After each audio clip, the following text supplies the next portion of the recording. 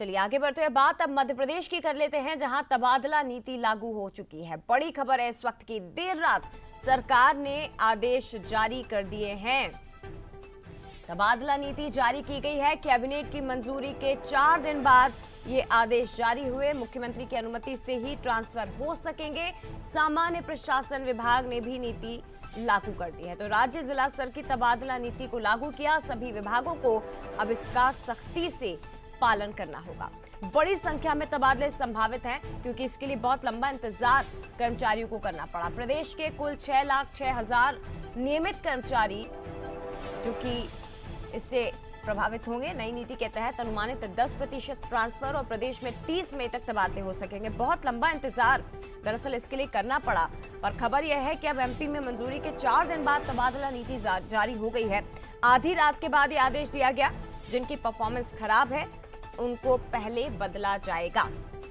संवाददाता सूरज शर्मा का रुख करते हैं, हमारे साथ इस वक्त लाइव जुड़ गए हैं। सूरज, बताइए जरा, 4 दिन बाद तबादला नीति जारी हुई है और लंबा इंतजार हालांकि कर्मचारियों को करना पड़ा, लेकिन खबर ये मिल रही है कि जिसका परफॉर्मेंस खराब है पहले उसका ट्रांसफर होगा, पहले उसे बदला जाएगा। देखिए, बिल्कुल हमने देखा कि मुख्यमंत्री डॉक्टर मोहन यादव कैबिनेट में फैसला लिया गया, तो उसके 4 दिन बाद जो है कैबिनेट ने ट्रांसफर पॉलिसी का ड्राफ्ट है वो तैयार करके जारी किया है। इसमें कहीं ना कहीं 6.5 लाख कर्मचारी जो मध्य प्रदेश के आ रहे हैं उन्हें फ़ायदा होगा। इसमें 10% ट्रांसफर हो पाएंगे, यानी करीब 60,000 से ज़्यादा कर्मचारियों के ट्रांसफर होना है।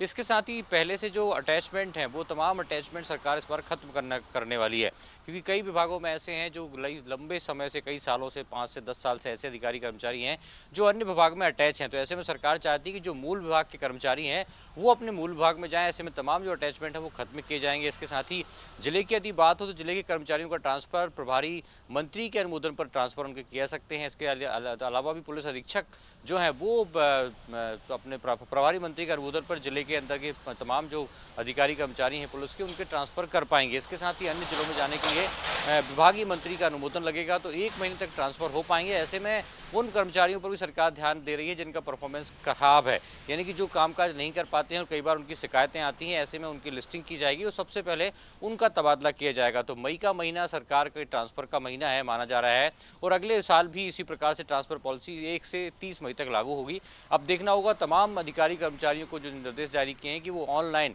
यानी कि ई ट्रांसफर के लिए सबसे पहले आवेदन करें और उसके बाद जहां जगह होगी उस हिसाब से उन्हें ट्रांसफर दिया जाएगा। जय, शुक्रिया आपका तमाम जानकारी साझा करने के लिए सूरज, बहुत धन्यवाद।